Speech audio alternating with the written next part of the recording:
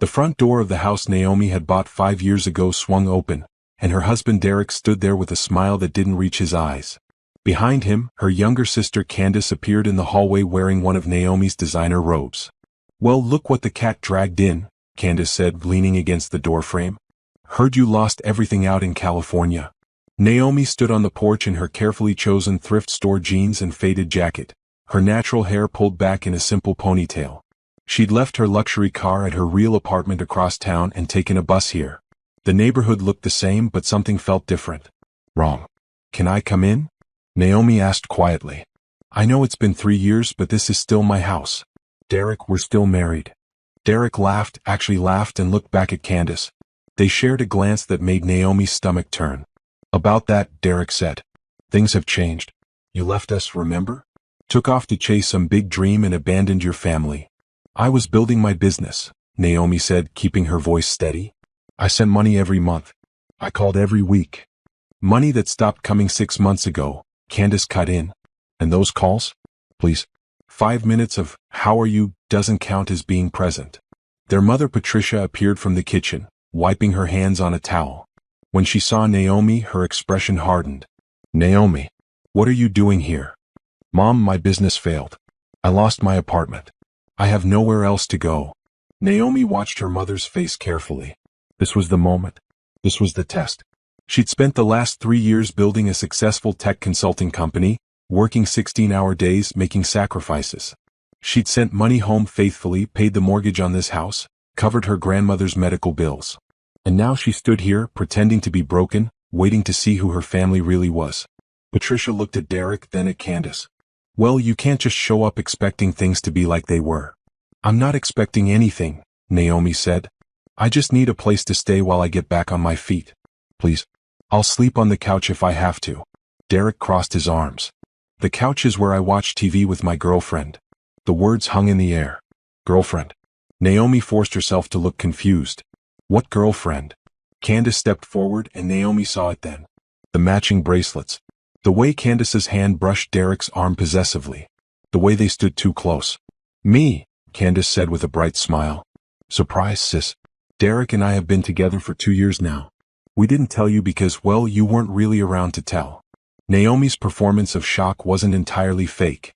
She'd suspected something was wrong for months, but having it confirmed still stung. 2 years? But we're married, Derek.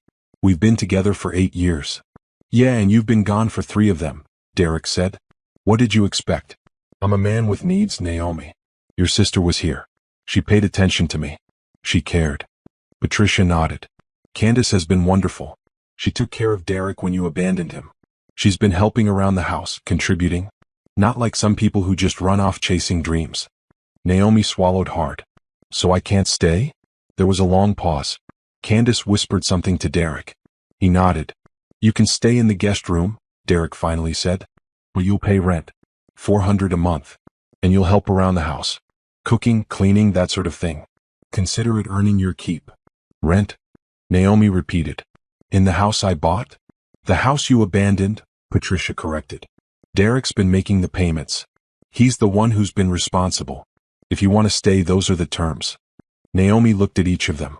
Her husband, her sister, her mother. 3 people she'd loved and trusted. 3 people she'd worked herself to exhaustion for. And they stood there, united against her, treating her like a burden. "Okay," Naomi said quietly. "I'll pay rent. Thank you for letting me stay." She picked up her single small suitcase and walked past them into the house. As she climbed the stairs to the guest room, she heard them laughing in the foyer below. "Did you see her face?" Candace giggled. "Poor thing.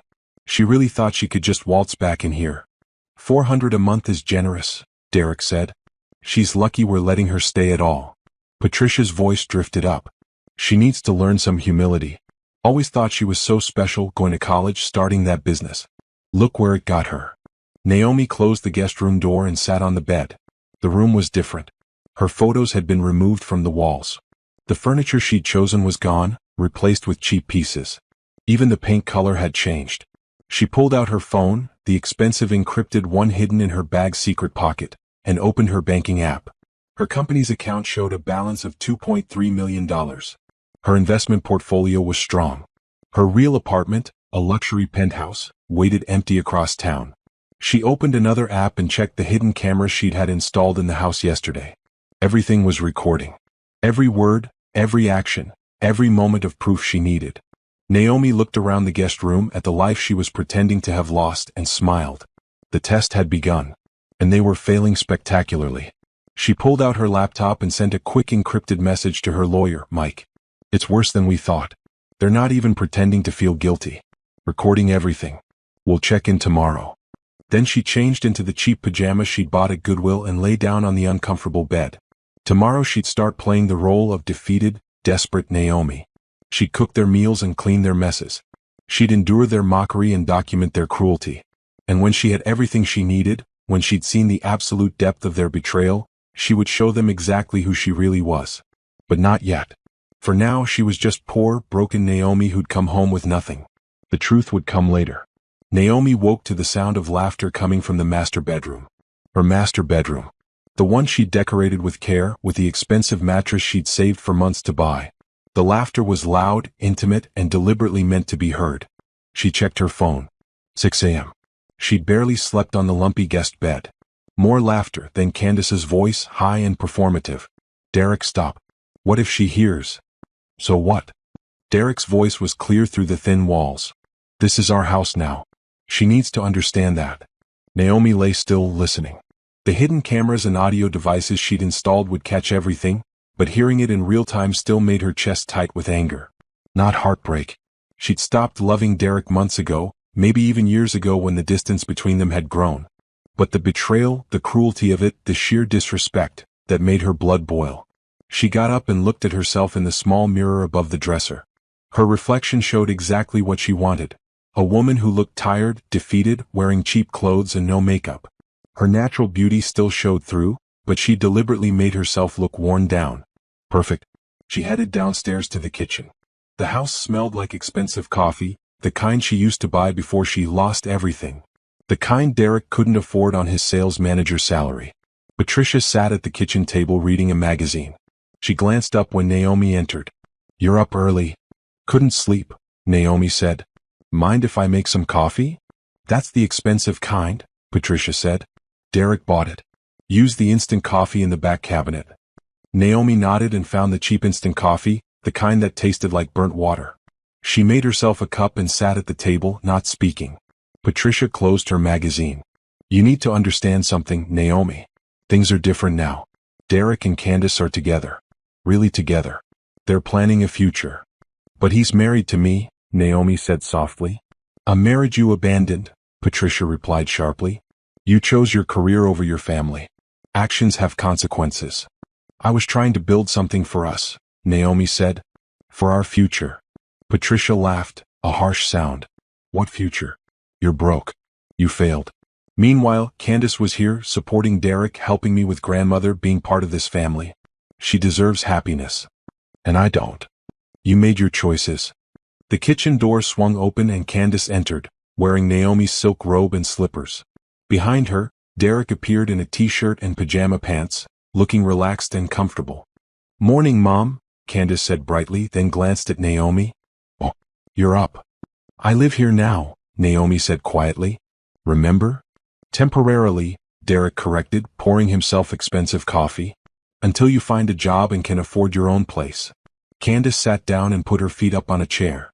Since you're up, could you make breakfast? I'm thinking pancakes. The real ones, not the boxed mix. Orchestrated character dynamics, showcasing resilience amid adversity. This is going well. I'm showing the cruelty and entitlement of the family members.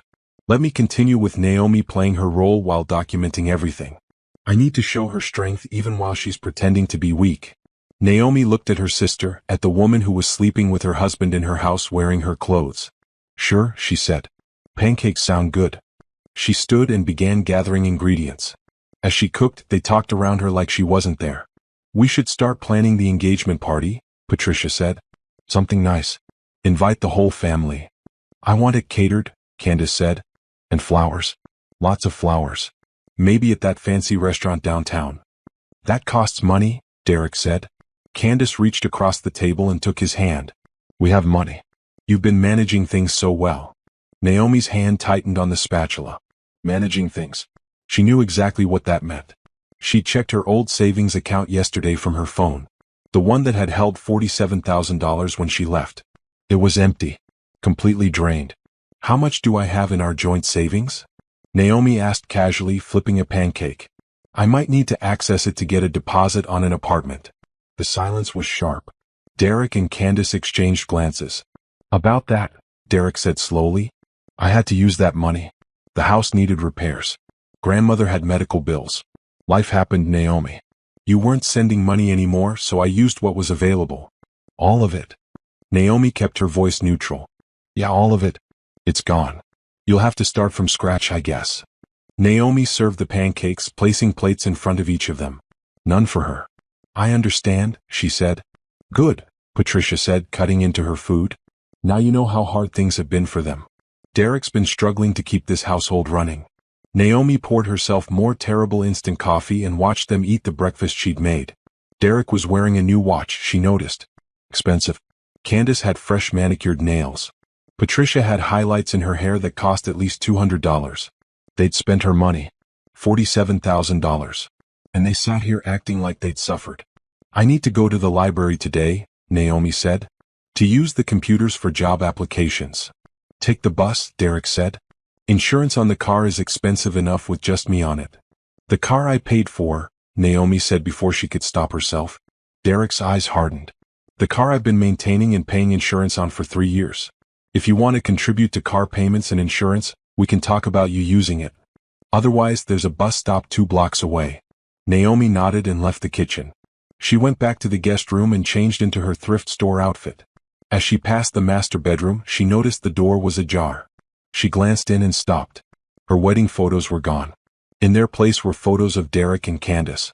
At the beach. At restaurants. At family gatherings. All places Naomi should have been. All moments she'd missed while working to build something better. Except she hadn't missed them. She'd been excluded. Erased. Replaced. She took photos with her phone, documenting everything. At the library, Naomi found a private study room and opened her real laptop. She had a video call with her legal team at 10 a.m. Mike appeared on screen with 2 associates. How's it going? Mike asked, his expression concerned. They're worse than I thought, Naomi said. She shared the recordings from the morning. The associates took notes. This is good, one of them said. The financial theft, the adultery, the hostile environment. Combined with the forged documents we found, we have an incredibly strong case. Wait, forged documents? Naomi sat forward. Mike pulled up files on his screen. We got the mortgage company's records. Someone's been making payments, but not Derek. The signatures on the payment changes don't match his. We think he forged your signature to access equity in the house. We're confirming now, but if true, that's fraud. Naomi felt a cold satisfaction settle over her. How much equity? About $80,000. Taken out as a line of credit 18 months ago. She closed her eyes. $80,000 from the house equity. $47,000 from savings. Plus whatever he'd been taking from the monthly payments she'd sent for bills. They'd stolen over $130,000 from her. Maybe more. Keep digging, Naomi said. I want to know every dollar, every document, everything. How long are you planning to maintain the cover? Mike asked. Until I have everything I need, Naomi said. Until I know the full scope of what they've done. I want this case to be airtight. Just be careful, Mike warned. If they realize what you're doing before we're ready. They won't, Naomi interrupted. They think I'm pathetic. They think I've failed. They're not even trying to hide what they've done because they don't think I can do anything about it. After the meeting, Naomi spent 2 hours actually applying for jobs. If anyone checked her computer history, they'd see exactly what a desperate, broke woman would be doing. Then she logged into her company's systems and managed her actual business, approving contracts and reviewing projects. When she returned to the house that evening, she found Derek and Candace sitting on the couch together, watching TV. Candace's head rested on Derek's shoulder. His arm was around her. Dinner? Derek asked without looking away from the screen. I'll make something, Naomi said. Good. We're thinking spaghetti. The sauce is in the cabinet. Naomi cooked dinner, served dinner, and cleaned up after dinner while they stayed on the couch. When she finally went to bed at 10 p.m., she heard them go into the master bedroom and close the door. She lay in the dark, listening to their laughter through the walls and checked her recordings. Everything was captured. Every cruel word, every dismissive gesture, every moment of them living in her house, spending her money, destroying her marriage. Soon, she thought. Soon they'll understand exactly what they've done. But not yet. 2 weeks passed and Naomi fell into a routine. Wake early, make breakfast for everyone but herself, clean the house, take the bus to the library, manage her actual life in secret, return home, make dinner, clean again, and endure their casual cruelty. Derek had started leaving his clothes on the guest room floor for her to wash. Candace would borrow Naomi's toiletries and never return them. Patricia stopped by daily to criticize everything from Naomi's cooking to her job search efforts. "You've been here 2 weeks and no job offers?" Patricia said one afternoon, standing in the kitchen while Naomi washed dishes. "Maybe you're not trying hard enough." "I've applied to 43 jobs," Naomi said, which was true. She'd applied to positions she was wildly overqualified for, knowing she'd never take them. But the paper trail existed. 43 rejections, Patricia said. "Maybe that tells you something about yourself." Naomi kept scrubbing a pan. The cameras caught everything. Patricia's contempt was evident in every word. "I did get a call back for an interview," Naomi said. "For a receptionist position. It pays $12 an hour." "Take it," Patricia said immediately. "You can't be picky when you're in your situation. Any job is better than being a burden on Derek and Candace." "On Derek and Candace?" Naomi repeated carefully. "This is their home now," Patricia said. "They've been running it, maintaining it, living here. Just because your name might still be on some papers doesn't mean anything. Possession is 9/10 of the law." Naomi dried her hands and turned to face her mother. "Do you really think I abandoned them?" Patricia's expression was cold. "I think you put yourself first. You always have. Even as a child you were selfish. Always reading, always studying, always acting like you were better than us. I was trying to make something of myself. And look how that turned out," Patricia said. Meanwhile, Candace stayed. She helped. She was there for family Sunday dinners and holiday parties. She took care of your grandmother when she was sick. "Where were you?" "Working," Naomi said quietly. "Sending money so grandmother could afford her medication. Paying the mortgage on this house. Covering the bills." "Money isn't everything," Patricia snapped. "Presence matters. Love matters." Candace showed up. "You didn't." After Patricia left, Naomi went to her room and checked the recordings. Then she opened her laptop and video called her lawyer again. "I need you to pull my bank records," she told Mike. "Every transfer I made to this household in the past 3 years. Every mortgage payment, every utility bill, every dollar I sent for grandmother's care. I want it documented." "Already done," Mike said, pulling up a spreadsheet. "You've sent $127,000 over 3 years. That doesn't include the original down payment on the house or the savings account that was drained." Naomi stared at the numbers.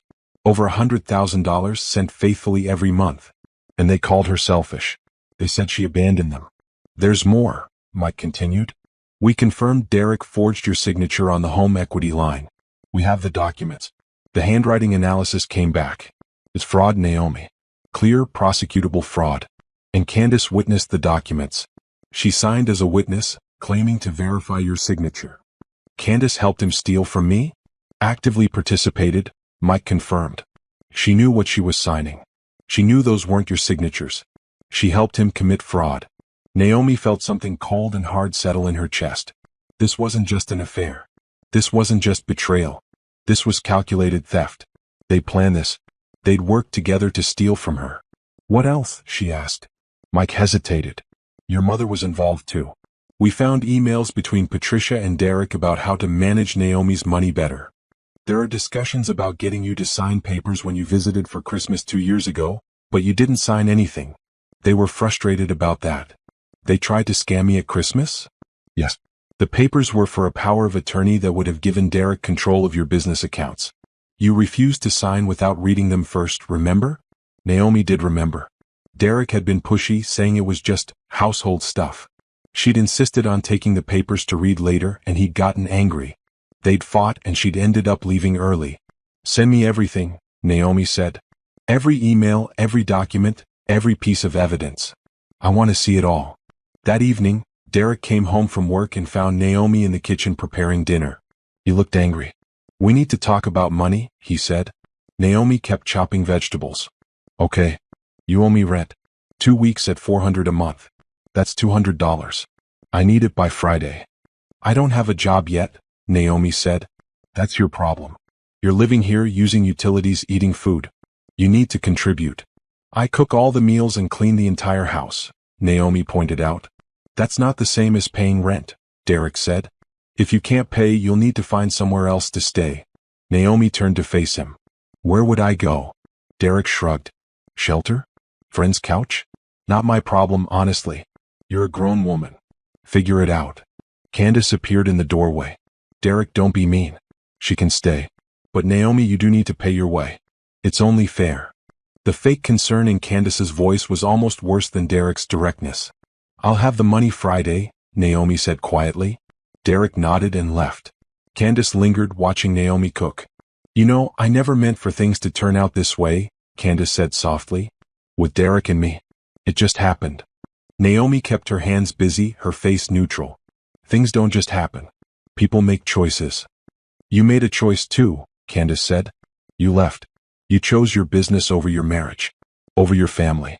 Derek was lonely. I was here. We connected. While he was still married to me. A marriage that was already over, Candace said. Be honest. When's the last time you and Derek really connected? When's the last time you chose him over your work? Naomi wanted to scream that she'd been working for them, for their future, for the life they could have together. But that would break character. Poor, defeated Naomi wouldn't defend herself effectively. You're right, Naomi said instead, her voice flat. I wasn't a good wife. Candace smiled, satisfied. I'm glad you can admit that. It makes this easier. Derek and I are good together, Naomi. We make sense. And I know you'll find someone too eventually. Someone who fits your lifestyle better. After dinner, Naomi retreated to her room and pulled out her real phone. She had messages from her business partner, from clients, from her grandmother who lived in an assisted living facility across the state.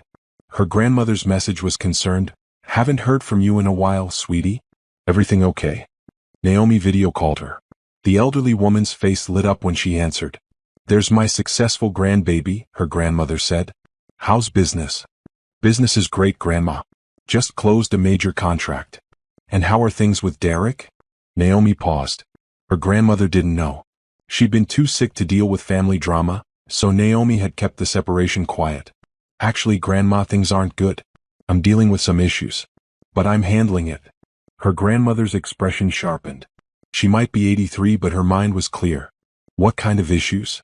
Naomi explained, leaving out the fake poverty angle but sharing the affair, the theft, everything. Her grandmother's face grew hard. Patricia knows about this? She supports them. That doesn't surprise me, her grandmother said bitterly. Your mother always favored Candace. Thought you were too ambitious, too independent. Made her feel inadequate. She paused. What are you going to do? I'm gathering evidence. When I have everything I need, I'm taking them to court. All of them. Good, her grandmother said firmly. Take them for everything they're worth. They stole from you, betrayed you. Don't show mercy. I won't. And Naomi? When this is over, come visit me. Bring your lawyers. I have some papers I need to revise. After the call, Naomi lay in bed and reviewed her plan. She had most of what she needed. Financial records proving theft. Documents showing fraud. Recordings demonstrating adultery and emotional abuse. Witness testimony from Derek's best friend Jerome, who'd privately reached out to offer help. But she needed one more thing. She needed to see how far they would go. She needed the engagement party Patricia had mentioned. She needed to watch them celebrate their betrayal, spend her money, and show the world what they'd done. Then she would reveal herself. Then they would understand their mistake. The engagement party invitation arrived 3 days later, delivered by Candace herself. She knocked on the guest room door and entered without waiting for permission. Special delivery, Candace said cheerfully, holding out a cream-colored envelope. Naomi took it and opened the invitation. Elegant script announced the engagement of Derek Thompson and Candace Williams. The party would be held at the Sterling Room, the most expensive venue in town. This Saturday. Black tie optional. You'll come, right? Candace asked. I know this is awkward, but you're still family. Naomi looked at her sister. Candace was wearing a new dress, something expensive. Her hair was professionally styled. Everything about her screamed money that wasn't hers. I don't have anything appropriate to wear, Naomi said. Oh. Candace's expression shifted to something that might have been pity if it wasn't so condescending. Well, we really want you there. Maybe check the thrift store? They sometimes have nice dresses. After Candace left, Naomi called Mike. They're having an engagement party. Saturday. At the Sterling Room. That place costs a fortune, Mike said. I know. And they're paying for it with my money. Naomi paused. I want to attend. I want to see everything. Are you sure? That sounds like torture. I need to see how far they'll go. And I want documentation of them spending stolen money on their celebration. Mike was quiet for a moment. Okay. But Naomi? After this party we move. We can't wait anymore. The longer you're in that house, the more risk there is. Agreed. After the party we hit them with everything. Saturday arrived with perfect weather. Naomi took the bus to the thrift store and bought a simple black dress for $15. It fit poorly and looked cheap, exactly what she wanted. She did her hair simply and wore no jewelry. When she arrived at the Sterling Room, the party was already in full swing. The venue was beautiful, decorated with white flowers and crystal. A string quartet played in the corner. Waiters circulated with champagne and appetizers. Everything was elegant and expensive. Patricia stood near the entrance greeting guests. When she saw Naomi, her smile faltered. Naomi, you came. Candace invited me. Patricia looked at Naomi's dress with barely concealed disgust. Well, you're here now. Try not to draw attention to yourself. This is Candace's day. Naomi moved through the party like a ghost. People she'd known for years looked at her with pity or disdain. The whispers followed her everywhere. That's the wife. Can you believe she showed up? I heard she lost everything in California. So embarrassing. Derek and Candace stood in the center of the room, surrounded by well-wishers. Candace wore a designer engagement dress, something that probably cost $3,000. Derek had a new suit. They looked happy, glowing, celebrating. Naomi found a quiet corner and took out her phone, discreetly photographing everything. The flowers that cost hundreds. The venue that cost thousands. The open bar. The catered food. The engagement ring on Candace's finger that looked like it cost more than a car. All purchased with stolen money. Patricia approached with a tray. Since you're here, make yourself useful. Help serve drinks. Mom, I'm a guest. Are you? Because you look like help in that dress. Patricia thrust the tray at her. Go on. Circulate. Naomi took the tray. She moved through the party serving drinks, enduring more whispers and pitying looks. She served Derek, who didn't thank her. She served Candace, who gave her a sympathetic smile that didn't reach her eyes. Then Derek's best friend Jerome approached her in a quiet corner. This is wrong, he said quietly. All of this is wrong. It's fine, Naomi said, staying in character. No, it's not. Jerome looked around to make sure no one was listening. I know what happened. Derek told me everything. How he and Candace have been together for 2 years. How they've been planning this. How they drained your accounts. He paused. I told him he was making a mistake. I told him he'd regret it. He wouldn't listen. Why are you telling me this? Because I've known Derek since college and this isn't who he used to be. He's changed. Gotten greedy. And I don't want to be part of it anymore. Jerome pulled out a business card. When you're ready to fight back, call me. I'll testify to everything I know. He walked away before Naomi could respond. She slipped the card into her purse. The party continued. At 8 p.m., Derek called for everyone's attention. I want to thank you all for coming, he said, his arm around Candace. This beautiful woman has changed my life. She's shown me what real love looks like. What real partnership means. We're so excited to start our future together. Candace beamed. I'm the luckiest woman in the world. Derek is everything I ever wanted. Kind, successful, generous. She held up her ring. And he has excellent taste. Everyone laughed. Naomi watched from the edge of the room, her phone recording everything. We have another announcement, Derek continued. Candace and I have set a date. We're getting married in 3 months.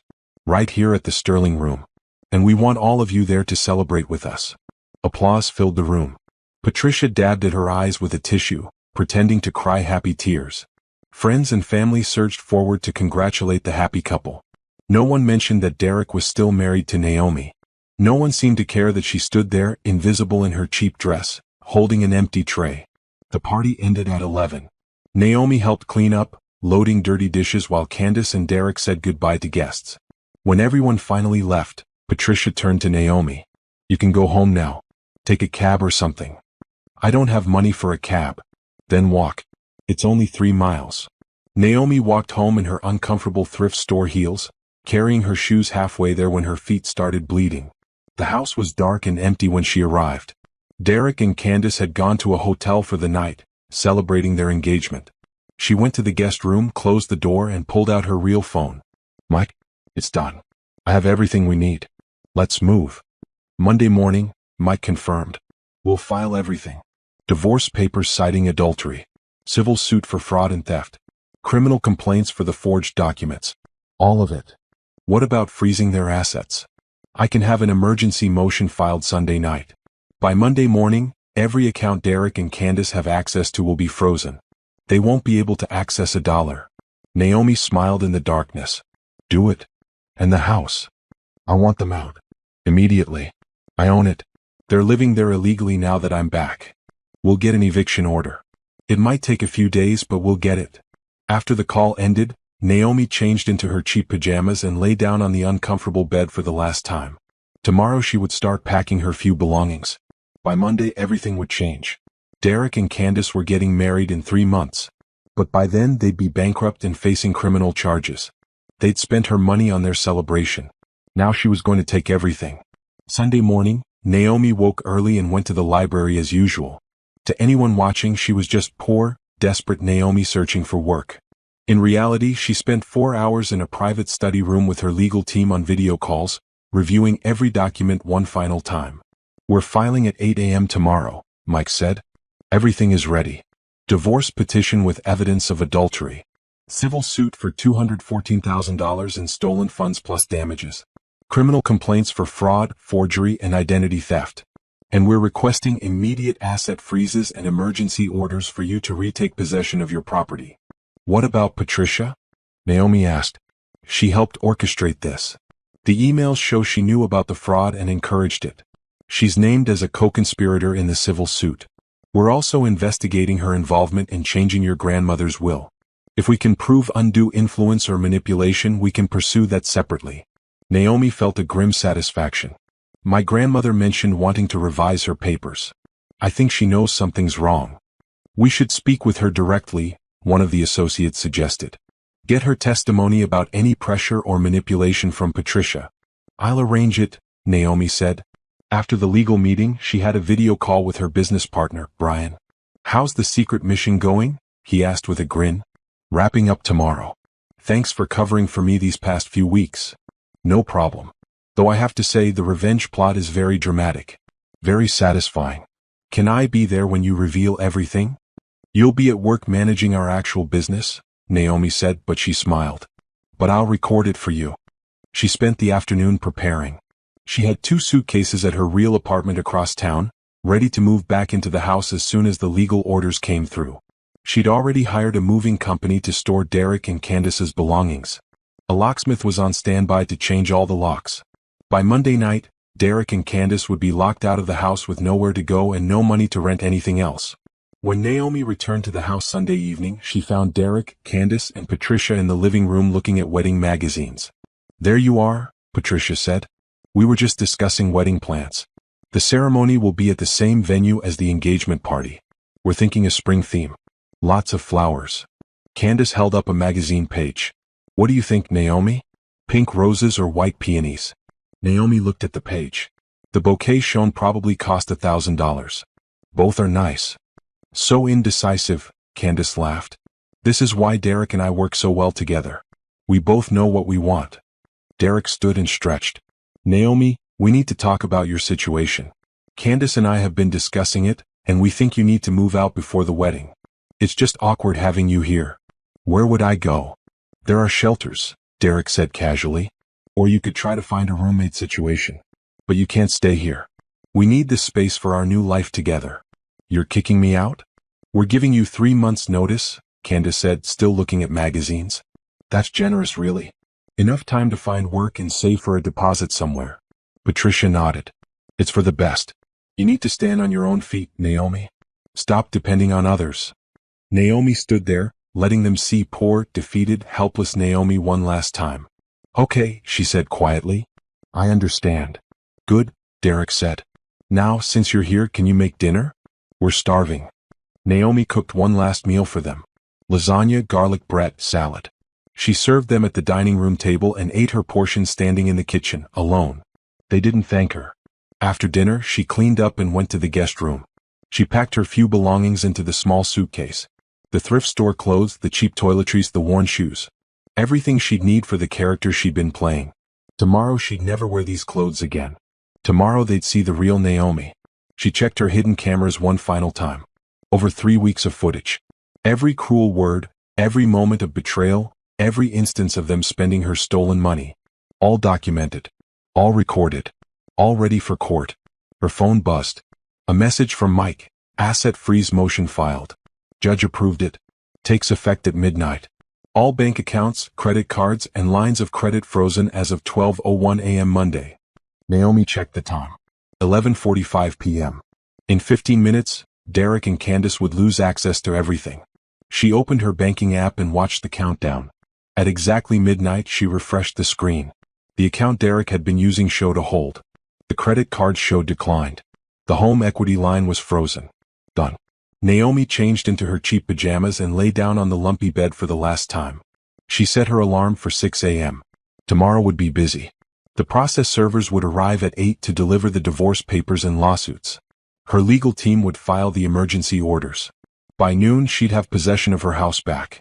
But first, she wanted to be there when Derek and Candace discovered their accounts were frozen. She wanted to see their faces when they realized something was wrong. That moment of confusion, that first hint of panic before they understood the full scope of what was coming. She fell asleep smiling. The next 2 months passed in a blur of legal proceedings. Derek had been served the divorce papers at his office, a deliberate choice by Naomi to maximize his embarrassment. Candace received her fraud lawsuit papers at her job at the bank where she worked as a teller. Patricia got hers at her weekly book club. The asset freezes had been immediate and devastating. Derek and Candace's honeymoon to the Bahamas had been canceled when their credit cards were declined at the airport. The down payment for their wedding venue was in dispute, with the Sterling Room threatening to cancel without additional payment. Naomi had moved back into her house within 48 hours, changing all the locks while Derek and Candace were at work. They'd come home to find their belongings in storage and a restraining order preventing them from entering the property. Derek had moved in with his brother. Candace went to Patricia's apartment. They were both scrambling to afford lawyers with their frozen accounts. Through all of this, Naomi remained invisible. She worked from home, managed her business, and stayed away from places they might see her. She wanted them confused, desperate, and off balance. Her lawyer had strongly advised her to cancel the wedding through legal channels, but Naomi had refused. Let them have their wedding, she'd said. Let them try. Now, 3 months after the engagement party, the wedding day had arrived.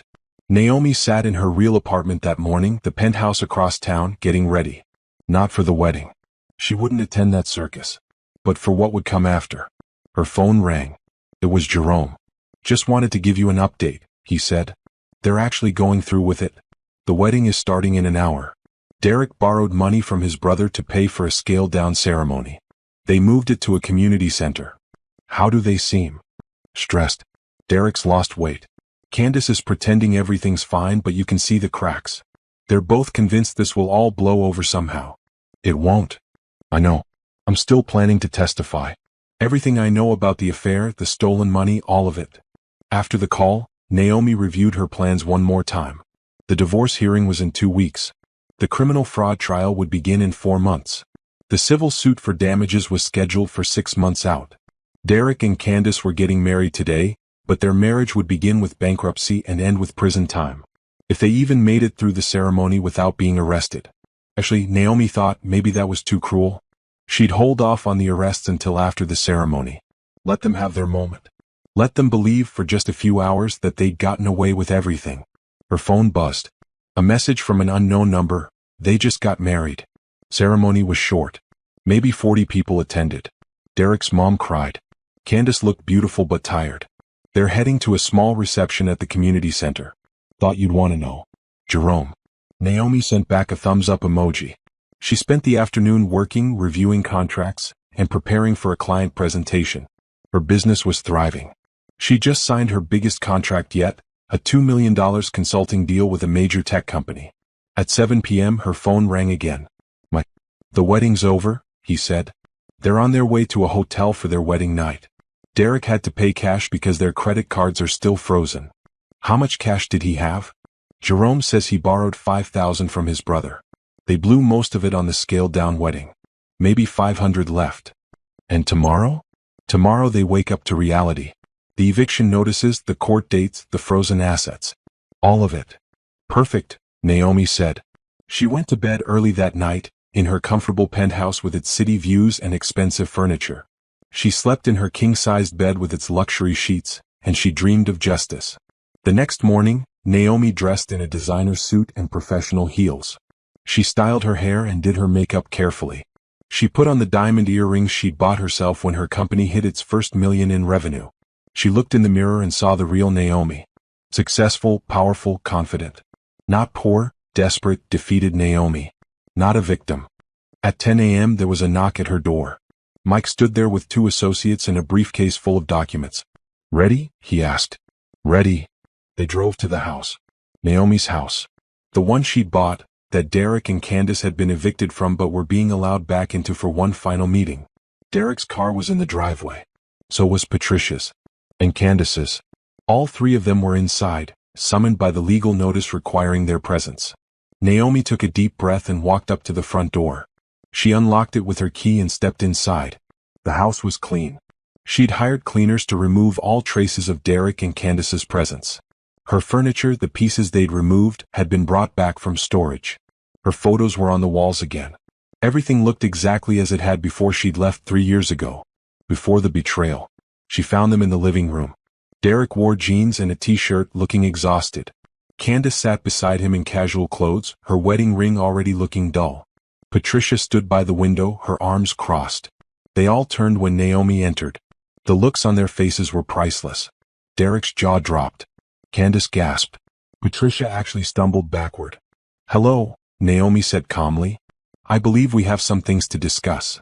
The silence in the living room was absolute. Derek stared at Naomi like he was seeing a ghost. Candace's face had gone pale. Patricia gripped the back of a chair, her knuckles white. "What?" Derek finally managed. "What is this?" Naomi walked further into the room, her heels clicking on the hardwood floor. Mike and his associates followed, carrying their briefcases. "This is a meeting to discuss your legal situation," Naomi said calmly, "and to show you exactly what you've done." "You look different," Candace whispered. "I look like myself," Naomi corrected. "The woman you saw for the past few months, the poor, desperate, defeated version? That was a performance." Derek stood up, his face flushing with anger. "A performance? What are you talking about?" Mike stepped forward. "I'm Michael Richardson, Mrs. Thompson's attorney. You were served divorce papers and civil lawsuit documents 8 weeks ago. This meeting is to review the evidence we've gathered and discuss settlements before the court proceedings begin." "Settlements?" Patricia's voice was sharp. "This is ridiculous. Derek and Candace haven't done anything wrong." Naomi smiled, and it wasn't kind. "Haven't they?" "Mike, show them." One of the associates opened a briefcase and pulled out a tablet. He set it on the coffee table and pressed play. The screen showed Derek and Candace in bed in Naomi's master bedroom. The audio was clear. "What if she finds out?" Candace's voice. "She won't. And if she does, so what? The money's already moved. The papers are signed. By the time she figures it out, it'll be too late." Derek's laughter. "Best part is, she thinks we're doing her a favor letting her stay." The video paused. Derek's face had gone from red to white.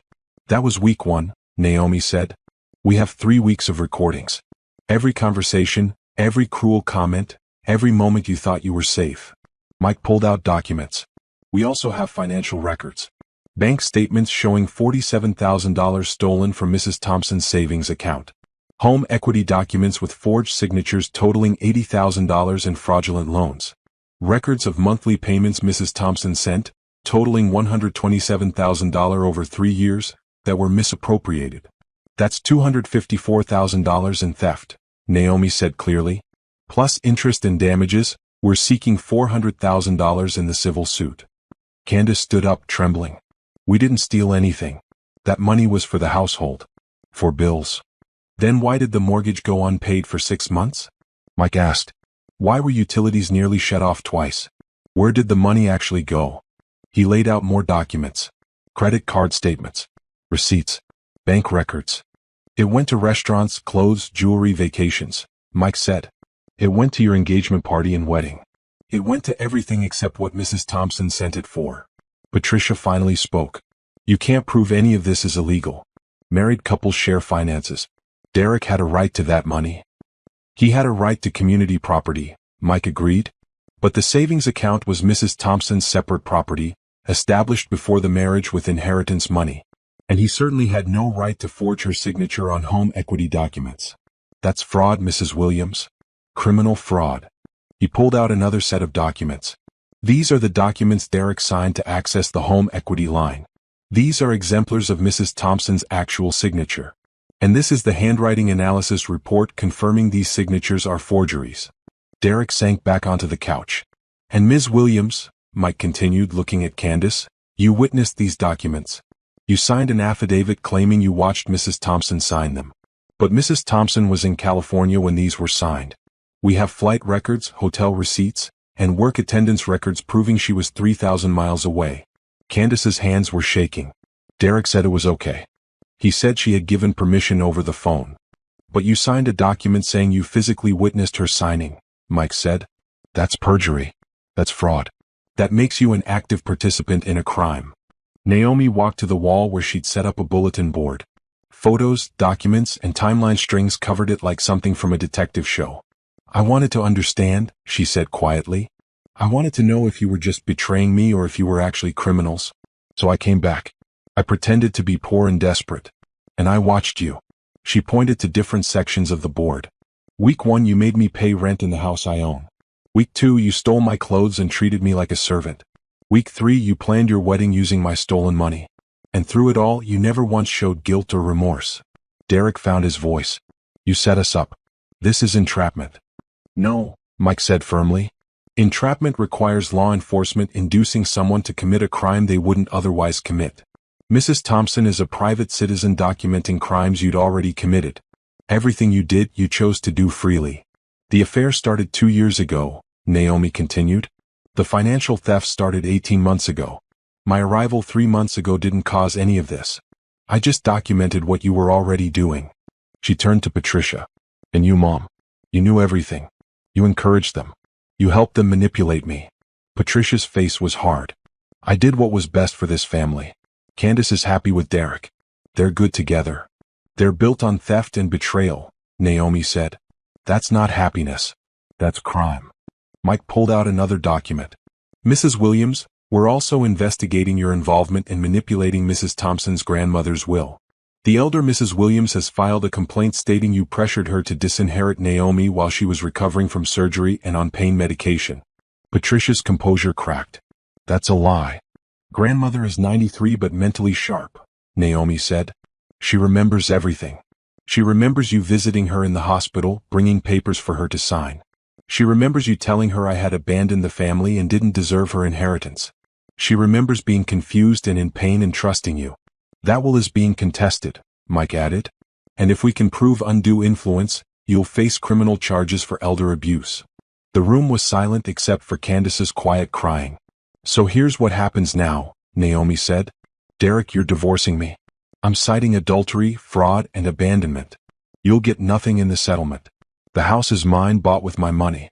The car is mine, registered in my name. Everything you think you own is actually mine. She looked at Candace. You're facing criminal fraud charges. The prosecutor is reviewing the evidence. If convicted, you could face up to 5 years in prison. Then Patricia. You're named in the civil suit as a co-conspirator. You'll be paying damages along with Derek. And the investigation into grandmother's will is ongoing. If charges are filed, you'll face your own criminal trial. We'll fight this, Derek said, but his voice was weak. Fight it how? Naomi asked. With what money? Your accounts are frozen. You can barely afford rent. And every piece of evidence we have is documented, verified, and admissible in court. Mike laid out settlement papers on the coffee table. This is your only chance to avoid the worst consequences. Sign these agreements admitting to the theft and fraud. Agree to pay back every dollar with interest. Accept the divorce terms with no contest. And we'll recommend reduced criminal charges. And if we don't sign? Derek asked. Then we go to trial, Mike said. Full criminal prosecution. Civil suit for maximum damages. Public trial with all evidence entered into public record. Your faces in the local news. Your crimes documented forever. Naomi watched them look at each other, at the papers, at the evidence board. She saw the moment they realized they had no way out. This wasn't poor, desperate Naomi who could be manipulated. This was the real Naomi. The one who built a $1 million company from nothing. The one who was smart enough to document everything. The one who was strong enough to pretend to be weak while she gathered the evidence to destroy them. I gave you everything, Naomi said softly. My love, my trust, my money, my loyalty. And you threw it away for greed and selfishness. You stole from me. You mocked me. You treated me like garbage in my own home. She picked up a pen from the table. So now you pay. Either on my terms or on the court's terms. Choose. Derek reached for the pen with a shaking hand. The reveal was complete. The betrayers had become the betrayed. The next 6 months were a whirlwind of court proceedings, and Naomi attended every single one. The first hearing was the divorce. Naomi wore a navy suit and sat with her legal team in the courthouse. Derek sat across the aisle with a public defender, unable to afford private counsel. Candace wasn't present, her own legal troubles keeping her occupied. The judge, a stern woman in her 60s named Judge Morrison, reviewed the evidence with increasingly raised eyebrows. Mr. Thompson, she said finally, I've been on the bench for 23 years, and I've never seen a case quite this clear-cut. You engaged in adultery with your wife's sister. You systematically stole $254,000 from accounts and property belonging to your wife. You forged legal documents. And when your wife returned home, you charged her rent in the house she owns. Derek's lawyer tried to object. Your Honor, my client. Your client committed fraud, Judge Morrison interrupted. This isn't a divorce hearing. This is a criminal case masquerading as a divorce proceeding. She stamped the papers in front of her. Divorce granted. Mrs. Thompson retains all property, assets, and rights. Mr. Thompson is ordered to pay restitution of $254,000 plus interest, totaling $287,000. He will make monthly payments of $2,000 until the debt is satisfied. She looked directly at Derek. That's approximately 12 years of payments, Mr. Thompson. I suggest you find a better job than the one you currently have. Derek's face was gray. With his accounts frozen and his credit destroyed, he'd been forced to take work at a call center making $15 an hour. $2,000 a month would leave him with almost nothing. Naomi felt no sympathy. The next hearing was Candace's criminal fraud trial. The courtroom was more crowded this time, with family members and curious onlookers filling the seats. The prosecutor, a sharp woman named Lisa Chen, laid out the case methodically. She presented the forged documents, the handwriting analysis, the witness testimony from the notary who'd never actually notarized anything. Then she called Jerome to the stand. Derek's former best friend looked uncomfortable in his suit, but his testimony was devastating. Derek told me everything, Jerome said. He said Naomi was never coming back, so her money was free to use. He said she'd sent so much over the years that it was basically his anyway. He said Candace had a contact at the bank who could help with the paperwork. And did he mention Ms. Williams' role in the fraud? Lisa asked. Yes. He said Candace got the documents notarized by lying to a notary, claiming she'd witnessed Naomi signing them. He laughed about it. Said they made a good team. Candace's lawyer tried to paint her as a victim of Derek's manipulation, but the evidence was overwhelming. The jury deliberated for less than 3 hours. Guilty on all counts. Candace stood trembling as the judge sentenced her to 18 months in prison, followed by probation and community service. She turned to look at Naomi as the bailiff led her away. Naomi met her sister's eyes and saw fear, regret, and anger. She felt nothing but cold satisfaction. The civil suit against Derek, Candace, and Patricia came next. This was where Naomi would recover her financial losses and more. Patricia had aged noticeably in the past months. The investigation into grandmothers will had revealed text messages and emails showing clear manipulation. While criminal charges were still pending, Patricia's reputation in the community was destroyed. Mike presented the financial losses, the emotional distress, the damage to Naomi's credit when Derek defaulted on bills in her name. He showed the recordings of their cruelty, their mocking laughter, their complete lack of remorse. The jury looked sick by the time he finished. Mrs. Thompson came home to test her family, Mike said in his closing argument.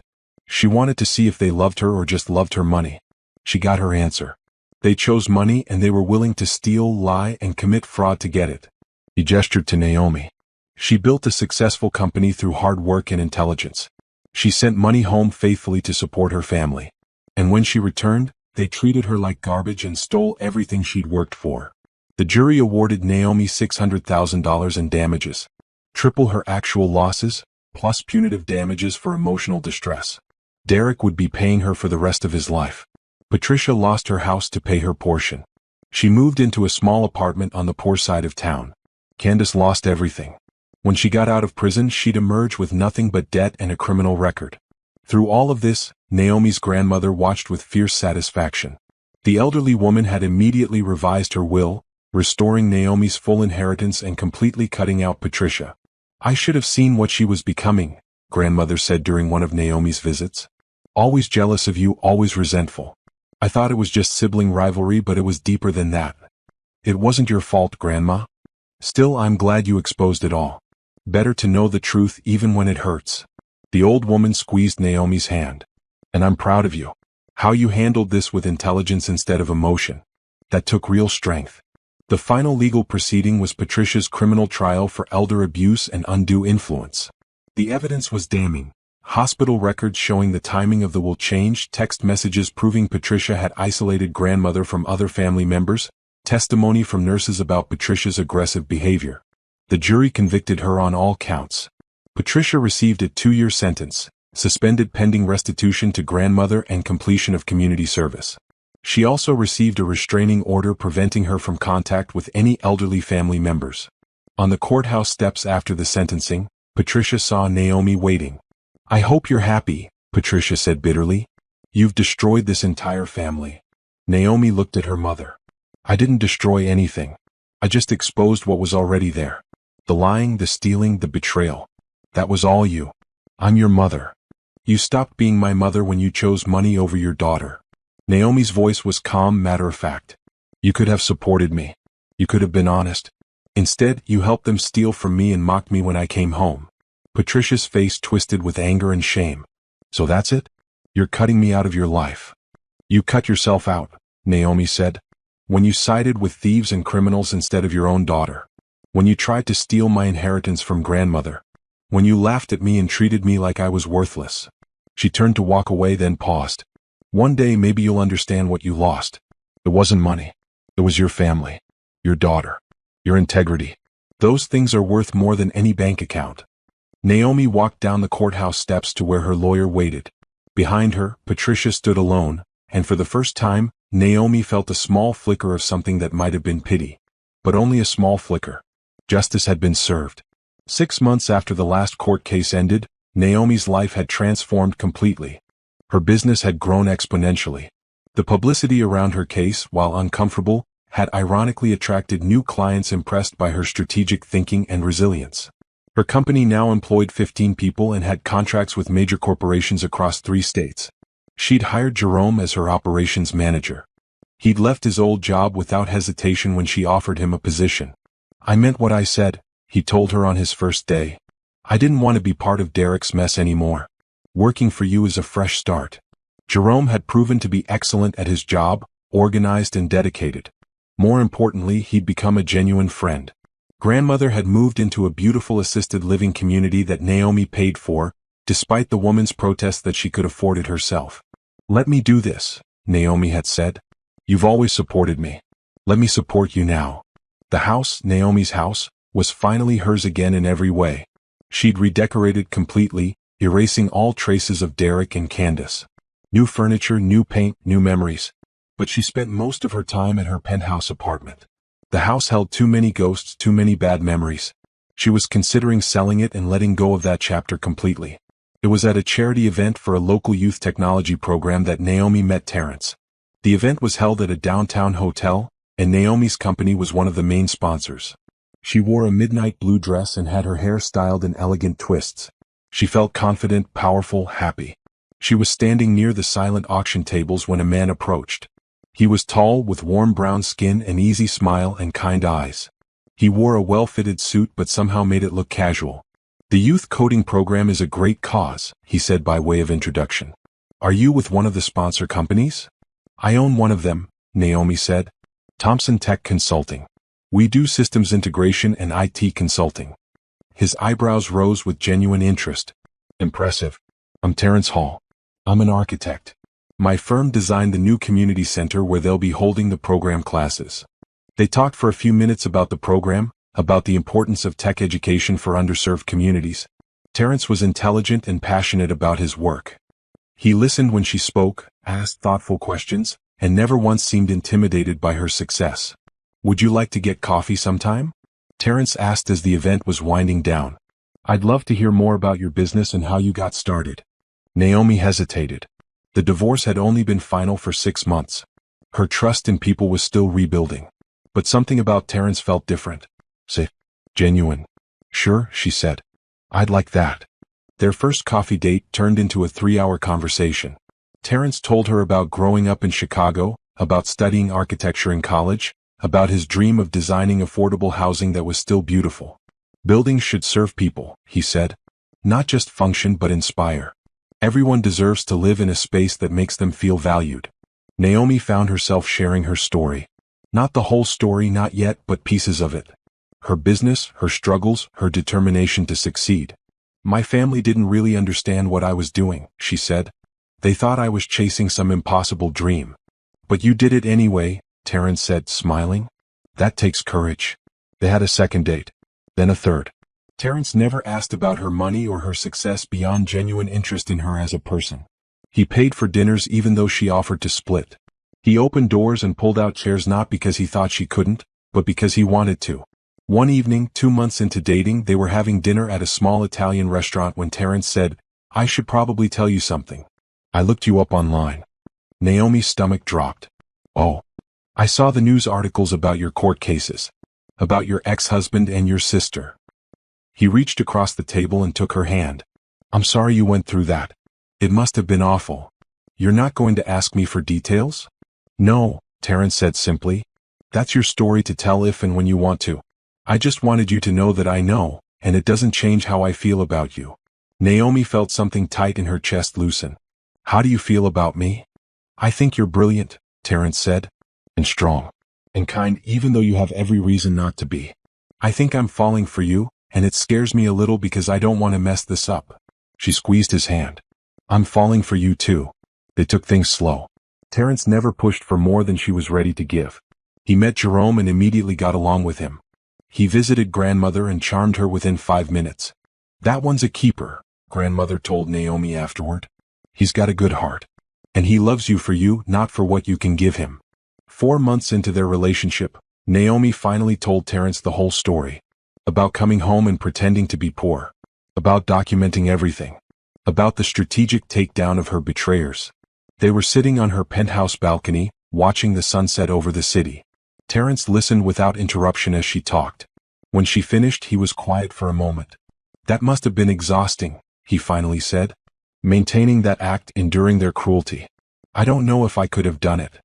I had to know, Naomi said. I had to see who they really were. And now you know, Terrence said. But Naomi? That's over. You don't have to test me. You don't have to pretend to be less than you are. I'm here because I want to be, not because of what you have. How do I know that's true? You don't, Terrence admitted. Not completely. Trust is built over time through actions, not words. So I'll show you. Day by day. Until you believe it. And he did. When Naomi's company landed a huge contract, Terrence celebrated with her but didn't ask for anything. When she bought a new car, he complimented it but didn't hint at wanting one. When she mentioned considering investments, he offered to look at properties with her but made it clear his advice was free, no strings attached. He introduced her to his family. His mother was a retired teacher who hugged Naomi and welcomed her warmly.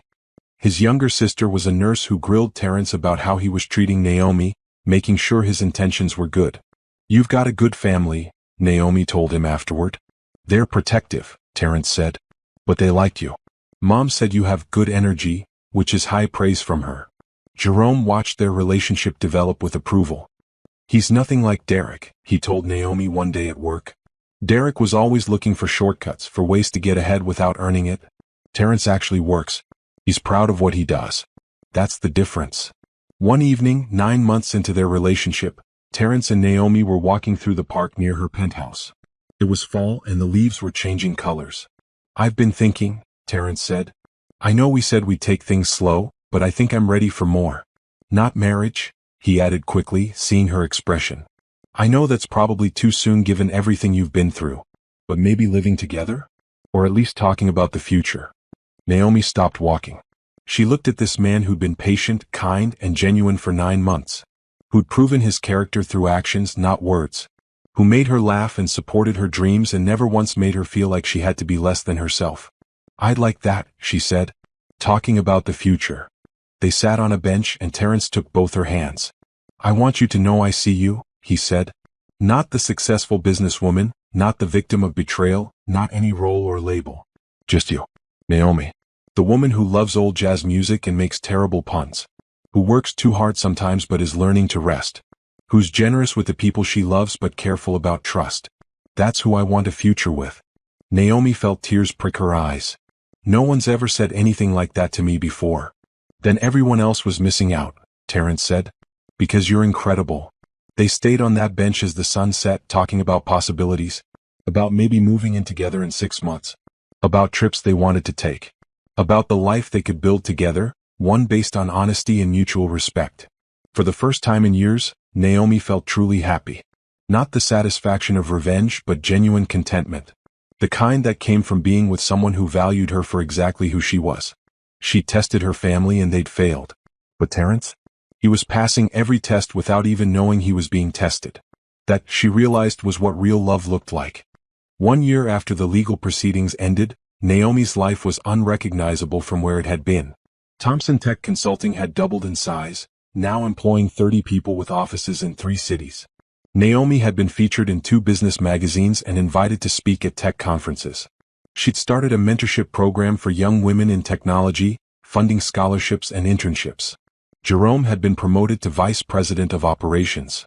Under his management, the company ran smoothly, allowing Naomi to focus on growth and strategy. We just closed the Peterson account, Jerome told her one Monday morning. 3-year contract worth $1.8 million. Naomi smiled. That's incredible. You did great work on that proposal. We did great work, Jerome corrected. This company is what it is because you built something worth being part of. Her grandmother had celebrated her 94th birthday surrounded by family. The real family. The ones who'd stood by Naomi through everything. The ones who loved her without conditions.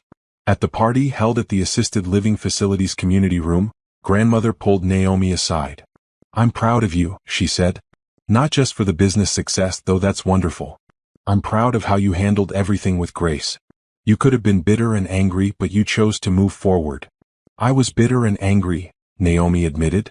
For a while. But you didn't let it define you. That's the difference. Grandmother squeezed her hand. Your grandfather would have been so proud. The relationship with Terence had deepened into something solid and real. They'd moved in together 6 months ago, choosing a new apartment that belonged to both of them, with no bad memories attached.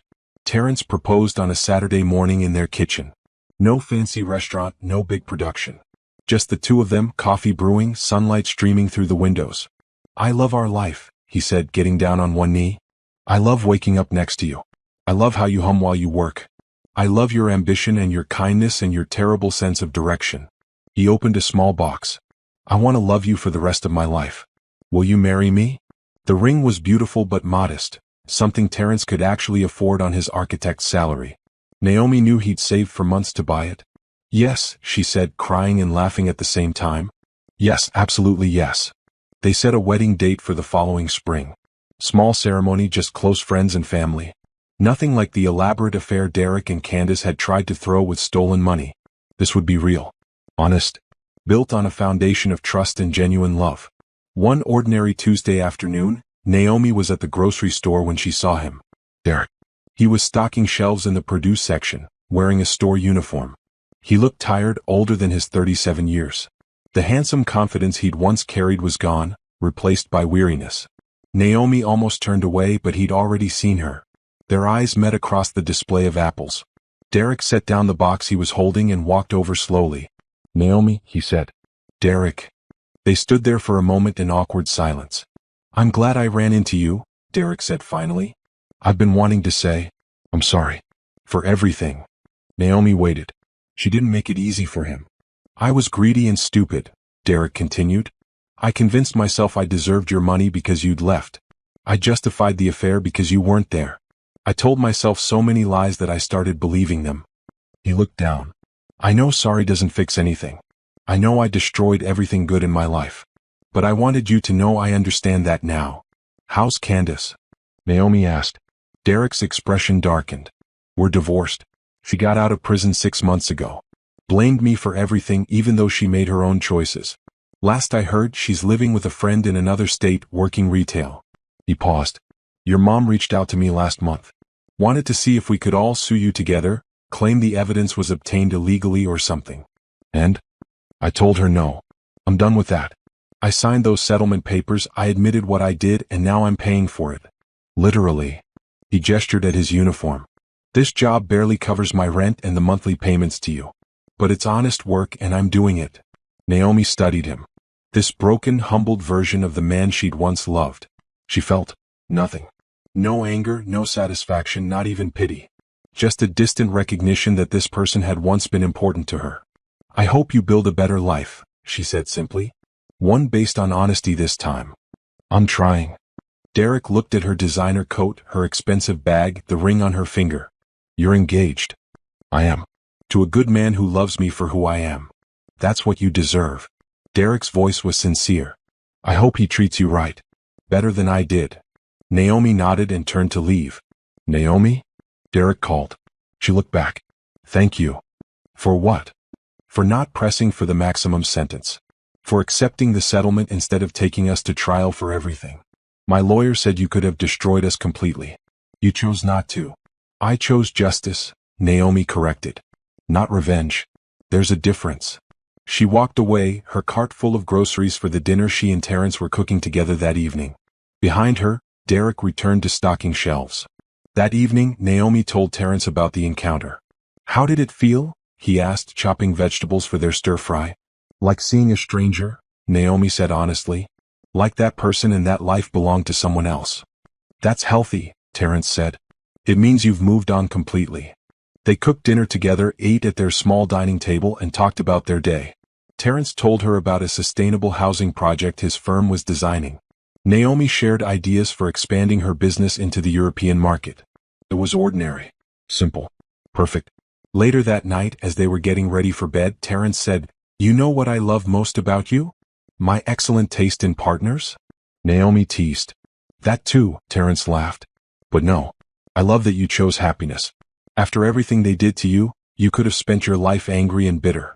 Instead, you built something beautiful. This business, this life, us. That takes real strength." Naomi thought about his words as she fell asleep that night, safe in Terrence's arms. He was right. She had chosen happiness. Not the hollow satisfaction of watching her enemies suffer, but genuine joy. The kind that came from success earned through hard work, from relationships built on trust, from a future full of possibilities. Derek was stocking shelves. Candace was rebuilding her life from nothing. Patricia was serving community service and living in shame. And Naomi? She was thriving. Running a successful company. Planning a wedding to a man who loved her truly. Supporting her grandmother. Mentoring young women in tech. Living in a beautiful home she'd chosen with her partner. Building a life that was authentically hers. That was the real revenge. Not their suffering but her joy. 6 months later, Naomi stood in a small garden venue surrounded by friends and family. She wore a simple white dress. Jerome stood as Terrence's best man. Grandmother sat in the front row, smiling through happy tears. As Naomi exchanged vows with Terrence, promising to love and cherish him, to be honest and faithful, to build a life together based on mutual respect, she realized something profound. The test she'd given her family wasn't really about them. It was about her. About proving to herself that she was strong enough to face the truth, whatever it was. About learning to trust her instincts. About understanding that she deserved better than people who only valued her for what she could give them. Derek and Candace had failed the test. Patricia had failed the test. But Naomi had passed.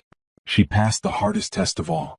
The one where you have to choose between bitterness and growth, between revenge and happiness, between dwelling in the past and building a future. She'd chosen growth. She'd chosen happiness. She'd chosen the future. And as Terrence kissed her to seal their marriage, as their friends and family erupted in applause, as she looked forward to the life they would build together, Naomi understood that this, right here, was true victory. Not the legal wins or the financial recovery. not seeing her betrayers brought to justice. But this moment, this joy, this love, this life she created through her own strength, intelligence, and determination. She'd returned home pretending to be poor to test her family, and what they did shocked her. But what she did next defined her. She won. Not just in court but in life. And that was the happiest ending of all.